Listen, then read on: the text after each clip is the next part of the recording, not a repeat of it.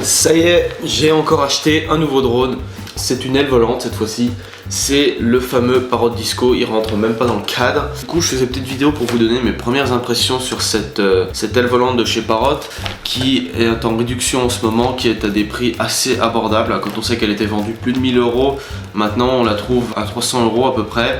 Voilà, donc déjà au niveau des caractéristiques, déjà c'est une aile en fait qui est pas comme une aile de modélisme, mais c'est une aile assistée, on va dire, avec beaucoup d'assistance, un petit peu comme sur un quadricoptère, mais voilà, c'est quand même un peu plus exigeant. Bref, au niveau des caractéristiques, c'est une aile qui pèse 750 grammes, donc qui n'est pas à enregistrer. Elle peut aller jusqu'à 80 km/h, donc c'est une aile assez rapide. Elle a une portée de 2 km avec un signal en Wi-Fi.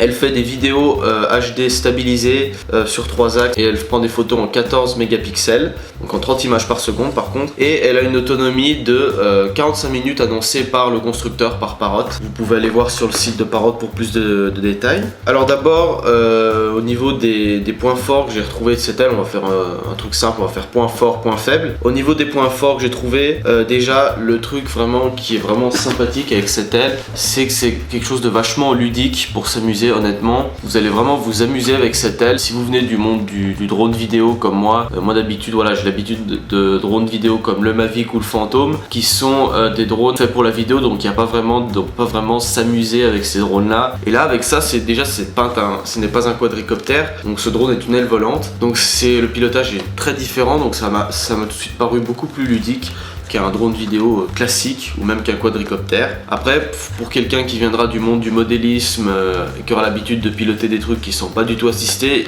il va pas du tout s'amuser là-dessus. Je lui conseillerais jamais d'acheter ça, même si on peut brancher une radio de modélisme, mais autant acheter une aile de modélisme, c'est beaucoup mieux. Ensuite, l'un des points intéressants sur cette aile volante, c'est sa vitesse. Comme je l'ai dit, elle peut aller jusqu'à 80 km/h. Si vous avez le vent dans le dos et que vous poussez les gaz à fond, vous pouvez faire des passages bas. On peut se faire aussi piéger avec ça, attention. C'est-à-dire que dès que vous la lancez, elle part très très vite, à 500 mètres de distance par exemple, vous y êtes très très vite, mais c'est un avantage, je trouve, cette vitesse, et c'est ce qui la rend aussi très ludique. Elle va beaucoup plus vite qu'un Mavic ou qu'un Phantom. Ensuite, l'un des points intéressants aussi, c'est son autonomie. Donc même si comme chez DJI, on sait que c'est l'autonomie vraiment maximum si on va vraiment au bout de la batterie, et ça dépend des conditions, et là l'autonomie par contre elle varie énormément. C'est à dire que si vous poussez les gaz à fond tout le temps, vous montez tout le temps, vous allez consommer beaucoup plus, l'hélice va beaucoup plus travailler, alors qu'au contraire, si vous descendez, si vous réduisez les gaz, l'aile aura plus tendance à planer et à beaucoup moins utiliser l'hélice derrière. Donc ce qui fait que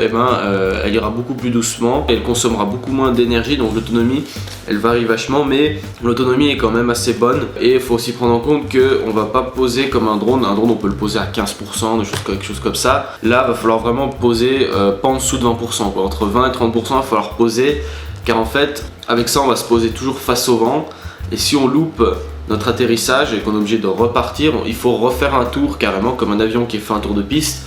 Là il faut refaire un tour pour venir se replacer face au vent, donc ça reconsomme de la batterie, donc vaut mieux prendre une marge pour l'atterrissage avec cette aile volante. Ensuite, le point intéressant, c'est la facilité d'utilisation et ces assistances finalement qui n'existent pas, il me semble, chez d'autres ailes volantes. Pour le décollage, c'est simple, on appuie sur un bouton, on la lance et elle fait le travail toute seule, elle monte toute seule à 50 mètres. Si on veut faire des réglages, qu'on veut s'arrêter, suffit d'appuyer sur un stick et elle se met en loiter, donc l'équivalent du hover avec un drone. Donc elle va tourner sur elle-même en cercle, donc il faut pas mal d'espace quand même, mais elle va tourner sur elle-même toute seule. Donc pendant ce temps vous pouvez faire des réglages de ce que vous voulez. Vous ne pouvez pas décrocher, elle peut pas s'incliner, elle peut pas se retourner, s'incliner au-delà d'un certain angle, donc c'est assez facile d'utilisation. Et pour quelqu'un qui comme moi n'est pas habitué spécialement aux ailes volantes, même quelqu'un qui n'a jamais touché de drone de sa vie, il pourra vachement s'amuser au début avec ça.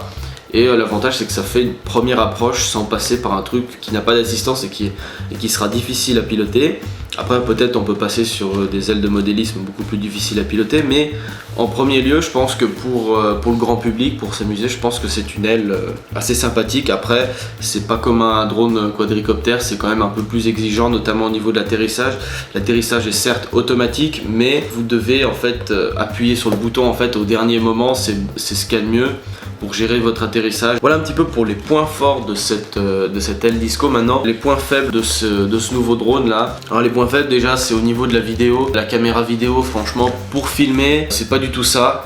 Certes, ça aura un meilleur rendu que si on mettait une GoPro sur une autre aile de modélisme ou je sais pas quoi, mais par rapport à des drones vidéo, ça n'aura pas la même qualité, ça sera pas terrible au niveau du rendu vidéo. Déjà, car certes c'est stabilisé, mais quand elle tourne, la vidéo tourne, ça bouge beaucoup, et même la qualité qu'il en ressort, en 1080p 30 images par seconde, le Mavic, qui a une caméra un petit peu dépassée par rapport à des drones, pour des drones de cette taille, aura un bien meilleur rendu au niveau qualité vidéo qu'un Disco. Vous achetez pas un Disco pour filmer le paysage, pour faire un joli montage, tout ça. Vous achetez un Disco pour vous amuser, et la vidéo c'est un plus, je dirais, donc déjà qui permet d'avoir un retour vidéo et qui permet de revoir son vol. En fait, vous mettez votre vol sur l'ordinateur, votre vidéo sur l'ordinateur, et après vous pouvez revoir votre vol. Et c'est pas fait en tous les cas pour faire un réel montage comme on le fait avec des Mavic ou des Phantom. C'est plus une aile fait pour s'amuser. Après, au niveau de la qualité du retour vidéo, c'est sûr que quelqu'un qui est habitué plus à des drones raceurs ou des ailes de modélisme trouve que la qualité vidéo est juste superbe, mais c'est pas, voilà, je dirais que c'est moyen, car encore une fois, à notre époque, on fait mieux sur un Mavic ou même un Phantom 3 qui est plus vieux. La qualité du retour vidéo sur la télécommande est beaucoup mieux que sur une Disco, mais la Disco se défend bien et a un plutôt bon retour vidéo pour piloter avec les lunettes en plus et mettre son téléphone dedans, donc c'est plutôt pas mal. L'un des autres points qui me chiffonne un peu, c'est que cette aile, par rapport à d'autres drones, il y a certaines choses en fait qui font que c'est plus exigeant que des drones DJI ou des drones assistés que l'on a actuellement, mais moins exigeants que évidemment des appareils de modélisme ou des drones raceurs par exemple, car par exemple vous devez la calibrer à chaque fois, ça c'est obligatoire. Vous avez une batterie dedans qui n'est pas une batterie intelligente, donc pas de décharge automatique ou de système comme ça, c'est une lipo classique qui demande beaucoup plus d'attention et d'entretien que les batteries intelligentes. Enfin, l'autre point qui me chagrine sur cette Disco, c'est le fait que la portée soit un petit peu faible. Je trouve que 2 km c'est pas énorme, sachant que c'est une aile assez rapide qui a une autonomie assez importante. J'aurais vu assez cette aile pour faire des vols longue distance. Je trouve qu'elle n'a pas assez de portée, je trouve. Ça aurait pu être bien, par exemple, si on a des kilomètres de champ devant nous, de pouvoir faire des plans de vol sur plusieurs kilomètres. Car certes, il y a l'application Flight Plan, mais qui est payante au prix de 20 € quand même. Ce qui est assez cher juste pour du Flight Plan, je trouve, juste pour faire un plan de vol. Et enfin, le dernier point qui me chagrine sur la Disco, c'est qu'elle est assez fragile.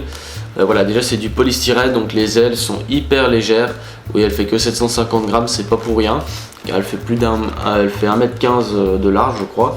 Donc voilà, moi je l'ai renforcé en mettant du scotch ici, en achetant des protections en dessous là. C'est ce qui permet de la renforcer, mais voilà, l'atterrissage suffit par exemple déjà d'un caillou mal placé, ça peut abîmer votre caméra.